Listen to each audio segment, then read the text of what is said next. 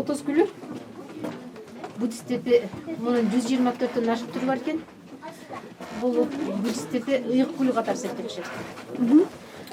Негизгиси суудан калкып үстүндө гүлдөп өсө турган өсүмдүктөрдүн бири. Чаң жукпайт, суу жукпайт деген маңызы бар, жер менен байланышпайт, суунун үстүндө эле калкып өсөт. Ошону эң таза деген максат менен розы дагы сарыгычы мына лотос отурган лотос гүлү, лотос отурган Будда. Бул болсо бул да арт жагынан турат. Мына чыканагы, бул колу, кийимдердин бурушу. Бул ошо теге өтө жагынан бул ийне эле сакталып калыптыр, мына ийне. Бурана тууралуу уламыштар барбы Кыргызда?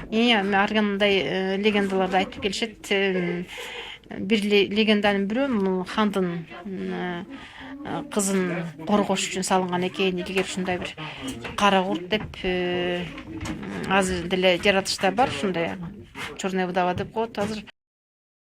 Кадимкидей өзгөчө айырмаланып билет экен да, мындай жүндүү болот экен, так курсагынын тушунда сүрөтү болот экен. Кара курт кызын чагып албасын үчүн бурана мына салдырган экен деген легендалар бар да. Ее укусит какой-то такой жук черный, ядовитый. Жук, короче, он наполз на кровати, спала и укусила, короче.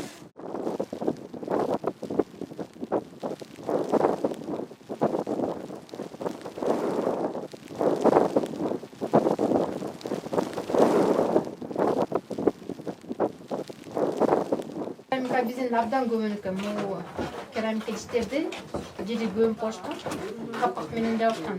Бул болсо жанагы буту менен айлантып, гончардын куртта жасаган кумарлашып кеткен. Салмагы оорураак. Эми көпчүлүгү колго жасалган. Бул болсо 11-жылында, 10-9-8-кылымдагы керамиканын түрлөрү көп кездешет.